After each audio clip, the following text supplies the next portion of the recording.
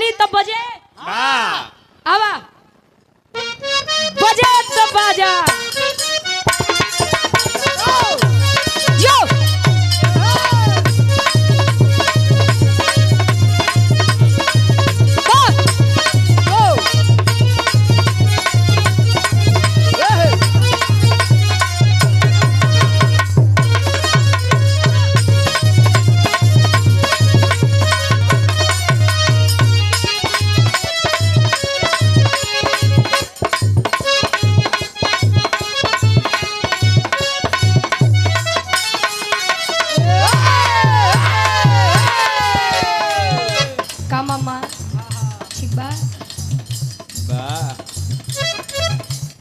YouTuber भाई लोग आए हैं तो 2 लाइन आप वो दे दे लोग हैप्पी न्यू ईयर मनावत हैं, आप लोग परेशान हैं।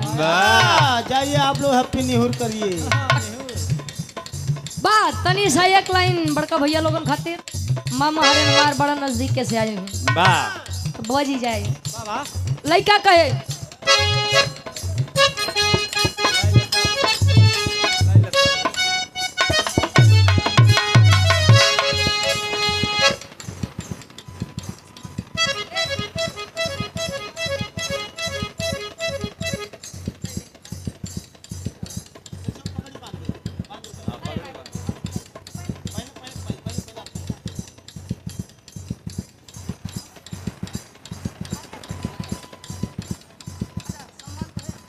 ये बड़े भैया हैं हृदय के गार्जियन जी जो कि परिचय के मोहताज नहीं है।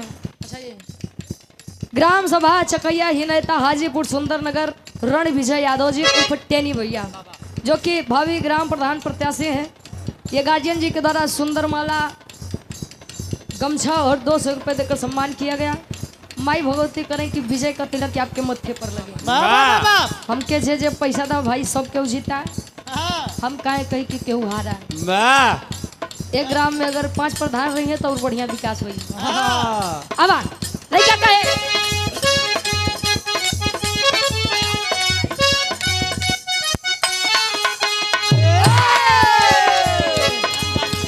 चिखबे चिलैबे केतनो केहू के सुनाई न चिख दे चिखबे चिलैबे केतनो केहू के सुनाई न चिख दे चिखबे चिलैबे केतनो केहू के सुनाई न चिख दे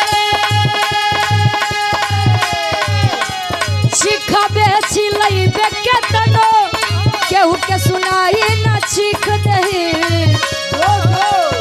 आवे दे बेटा टाई आवे दे बाबू टाई हमर नाम आवे तोरा के तकलीफ दे आवे दे बेटा टाई हमर नाम आवे तोरा के तकलीफ दे आवे दे बेटा टाई हमर नाम आवे तोरा के तकलीफ दे।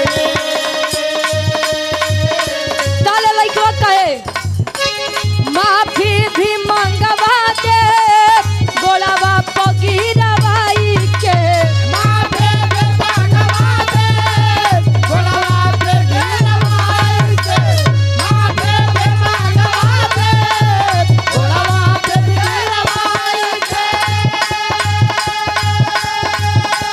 माफी भी मंगवा दे गोलावा पगीरवाई के काटी दे गर्दनिया अरे काटी दे गर्दनिया जे छू दे हमारा भाई के